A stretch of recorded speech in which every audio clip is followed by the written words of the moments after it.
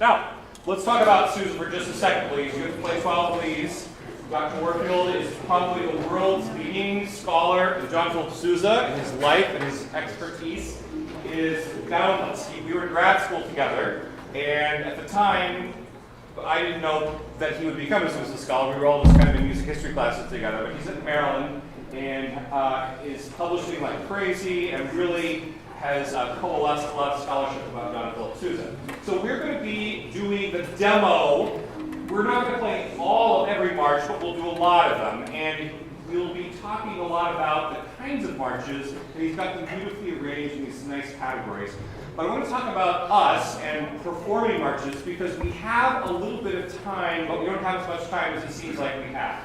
So basically, we're going to tell you, show up on Thursday at 2 o'clock in Athens, and we're going to meet and do this clinic, and then we're going to disperse after that. So it's going to be a lot of preparation that happens pretty quickly, plus we have the holiday break where we won't be playing much. How many of you have played a march by John Philip Sousa before? That is excellent. Put your hands down, please. Oh, raise your hand if your grandfather was in the Sousa band. Oh, it's Mr. Janssens. Ah, how cool is that? So we're going to hear about Mr. Krill at some point. But this is one of those great Kevin Bacon, once removed, 3 people away from John Philip Sousa. This is kind of fun. Now, raise your hand if you think that John Philip Sousa wrote marches for marching. Good, because he did not. They occasionally marched, but most of his music was either for concerts or what else? Dances. Correct. So we'll get into a little bit of 19-teen culture, but let's talk a little bit about performing Sousa marches. And so tell me some, let's start with the glass half-empty argument. What are the problems that you hear today with the way people perform Sousa marches? What are some typical problems from wind groups? Okay. That is correct. So a lot of times you'll hear a rallentando or a molto ritardando right before the final strain of the march, when in fact Sousa rarely did that. It's not written in any of the marches. Even the recordings that we have on Wax Cylinder don't indicate that that was common performance practice. So correct, we don't usually slow down before final strains of Sousa marches. We do in circus marches, but not in Sousa regimental marches. Not enough inflection. What's that? Not enough inflection. One more time. Not enough inflection. Oh yes, so there's not enough, like a lot of people just play marches the same way with no phrasing and no nuance and no sophistication. In fact, marches are chock full of musical moments, right? So there is always an opportunity for expression, inflection, accent, rising and falling action that a lot of people don't take advantage of. Correct. Other problems with marches, even the very general problems. They always just play loud. Too loud. They're played too loudly with very little dynamic contrast. They're also typically played too heavily, with too much weight and too much pathos. And they're really to be thought of as light dances. And it's a challenge in a 90-piece wind ensemble, so we're going to kind of confront that challenge head on. Other issues with Sousa? Yes? Maybe spacing. Yeah, typically people don't add enough space into marches, but they become too gooey and lugubrious, and they tend to lose their style. So we need to add not only buoyancy and lightness, but also space quite often. Yes, that is correct. A lot of times you'll hear Sousa marches played upwards of 138, 152, way too fast. Typical Sousa march is either going to be, in the early marches, 108-ish, or typical is going to be 120, right on the half second. Yeah? Any other items? Then, how about some half glass full? What are some things that are typical common practice things to do in Sousa marches? Or what do we need to think about when we're playing a Sousa march? The trumpets, you know one thing. You know one place you shouldn't play. Where is that? The first time through playing the trio, second string. So trumpets and cornets, typically we're not going to play the first time through the second string. That's your coffee break. Stinger is often rushed, right? We don't rush the stinger. We don't play it too short. We play it symphonically with good balance, right? Any other thoughts? What's the worst played rhythm on the planet? No. Offbeats are easy, aren't they, Horns? Yes. Dotted 8/16, right? So dotted 8/16, which there are tons of, typically get triplified, and we have to be very careful about being concise with rhythm. So let's just kind of bear some of that in mind. What we want to do is kind of, the last time I heard a clinic like this was the President's Own United States Marine Band with Pat doing the clinic. So we want to kind of sound like that. That's my goal. Can you play the introduction for me, please? First 4 bars, stop at the first string, please.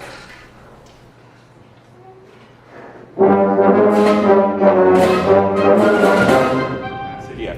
And this is actually kind of one of the fun minor marches, right? So tubas, if you could, and when I say tubas, I mean all tuba friends, the bass instruments, da, di da, da, di da. So a little space after that first note. Very, very spritzy. One more time, please. 1, 2, 3. And then, that's where the slash mark goes on your music. So I would go ahead and make a little physical mark right there because the pickup into the first strain is about mezzo, piano mezzo forte. So don't play it with the heaviness of the opening. Then, anyone that plays on the and of 1 in the first measure, would you hold that note as a chord, please? Sorry, the and of 2, yeah?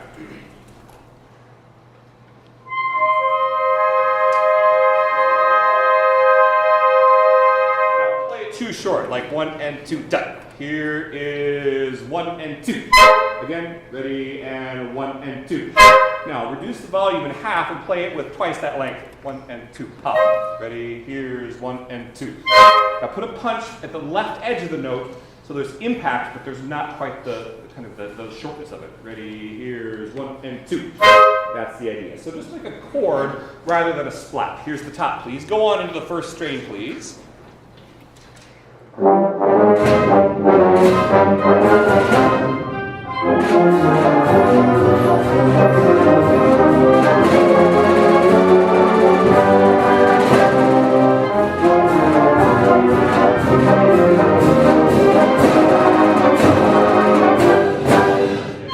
when you hit those last 2 notes, make sure they're the same as the offbeats. Pop, pop. Play those last 2 hit points for me, please. 2, ready, and.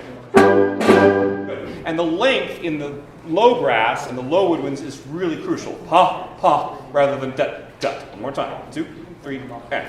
That's the idea. You'll notice that this phrase has a high point in the 5th bar and then it starts to fade down again. So we'll do this strain the same way both times. Here's the pickup to the first strain, first time, please. 1 and 2 and 1.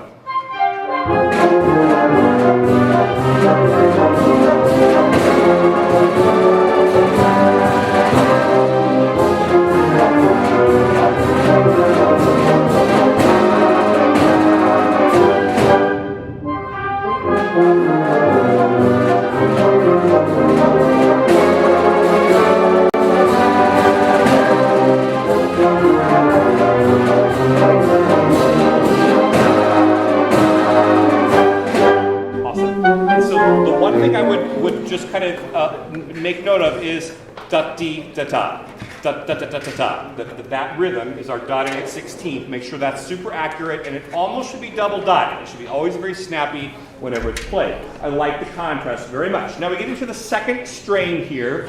Do the marking, I think, in your edition has mezzo piano first time, fortissimo second time, yes? So trumpets do not play in the pickup measure or the first time through, right? You may join us in the first ending that repeats back at 22. Here's the pickup, please, into 22. This is much less loud than the former section. Here's pickup into second strain. Here's 1 and 2 and 1.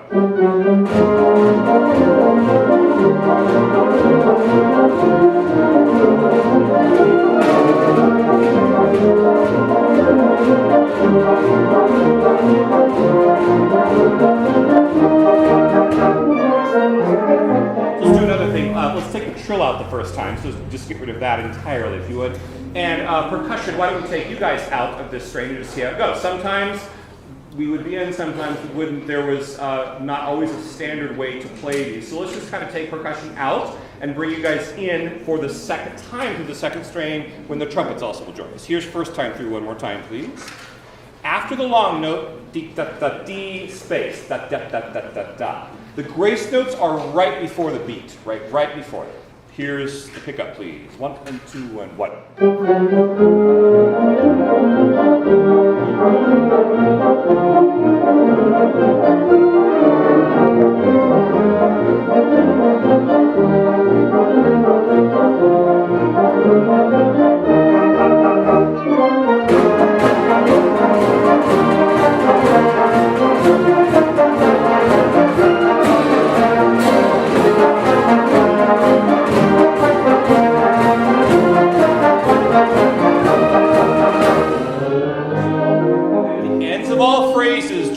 Coming in for a landing on a nice soft pillow instead of yup-pa-pa-pa-pa, yup-pa-pa-pa-pa. So all endings have sophistication and nuance and class rather than some kind of crash at the end.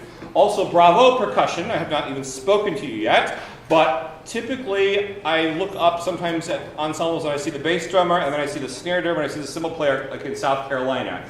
And you guys should be kind of as close as you can physically get as that battery unit right there. And Sousa loved tunable percussion mounts, so there's a lot of interest in the color of xylophone and bells, and so we'll kind of capitalize on those as well. But this is a great setup for us, I think. Tubas and horns, you kind of accept your lot in Sousa marches. You have downbeats, you have offbeats. You occasionally get to play interesting things in the break strains and the dogfights. You never do. And what always must happen with the downbeats and the offbeats is they have to go with cornet 1, trumpet 1, whoever has the 2, right? So if you have,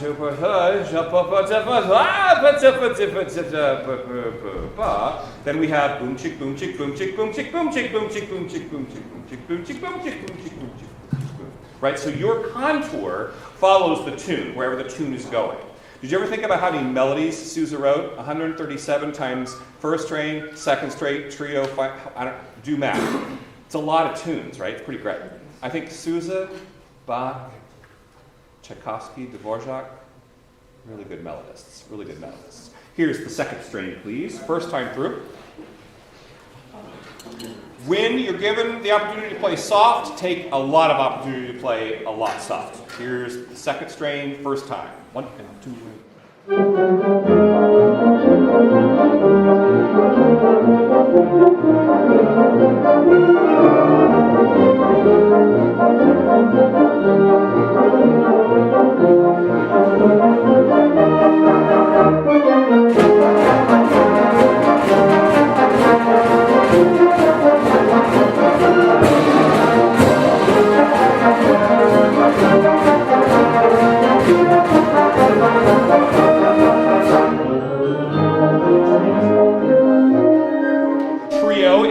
Section, and we always, in Sousa marches, have a key implication at trios. What happens? Add a flat, right? So up a fourth, please. So do two things. One, circle the key signature itself, then put an arrow by the first note that you're likely to miss in the new key, whatever that new flat note is that you didn't have in the other key. Percussion lets us not play in the first, actually lets us play softly in the first strain of the trio, and the second time would you lay out for me, please? Everyone, let's do this dynamic shape, piano, and then pianissimo. All right, so both trios are soft. The second one is as soft as possible. Do you see any dotted 8/16ths? Yes, you do. Do you see a beautiful euphonium counterline? Yes, you do. That does not have to be pianissimo. Mezzo piano 0.5. All right, here's the trio, please, with your pickup. Here's 1 and 2 and 1.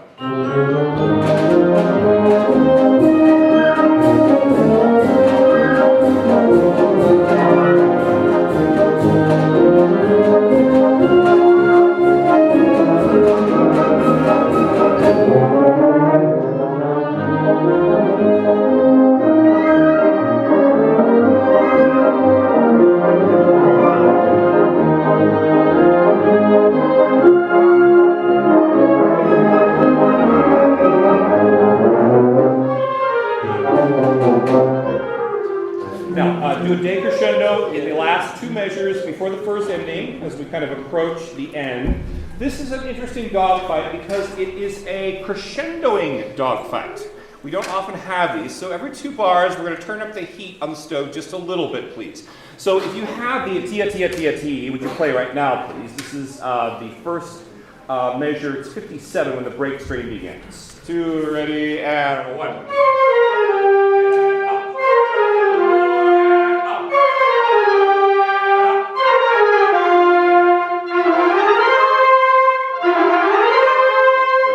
We'll need to shorten those just a little bit, ta-ta-ta-ta-ta-ta, so that those are very crisp and clear. Do you see what happens there? So that if you have the echoing phrase, the second part of that, you increase with them every 2 bars. Here's everyone, please, right on the downbeat of 57, which is the break strain. 2, 3, and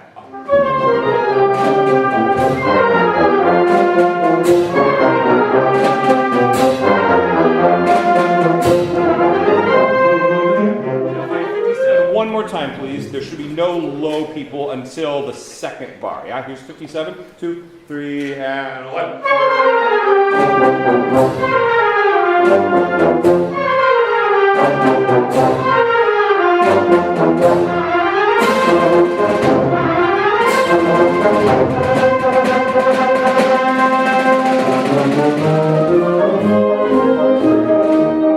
In final strings, where does he get the idea for the tune in the final strain? From the trio, right. Almost always the tune from the trio is the final strain melody, and then sometimes there's the euphonium counterline, sometimes not. It just depends on the type of march. What we can do here is, in this case, I think we'll do piano first time with no percussion. We'll go back to the break strain, do the same way, and then the final strain, final time, will be fortissimo with percussion. Good to go? Here's the final strain pickup piano, please. 2, 3, and 1.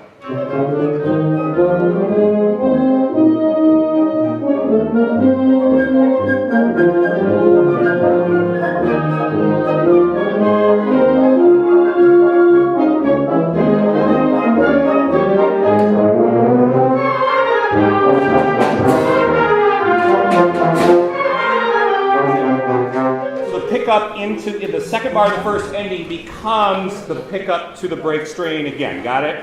So it should match, which will go right back to 58 now. Here's the first ending, please. First ending to go back into 58 now, please. 2, 3, and...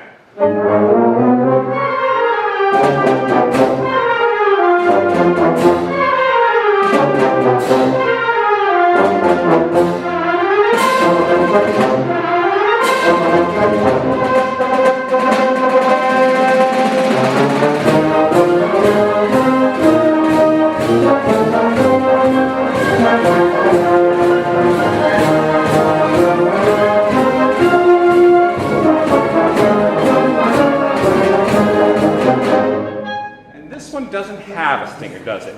So you're going to have to put a big X, big X on that measure so that we don't play any stinger. I'm going to do my darn best to do something like this.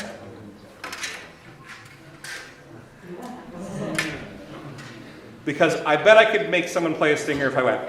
Okay, so, but I will not. Okay, so that makes sense to everybody? Awesome. Let's try the whole march now. It's about 2 minutes and 20 seconds. Great. Everybody invests, like there's high school band sounding march, and then there's like Marine band sounding march. And I want you over the hump, and I want you aiming for Marine band sounding march. By the way, if your directors don't know, all of these are now on the Marine band website for free download. So no one ever has to buy a Sousa march ever again.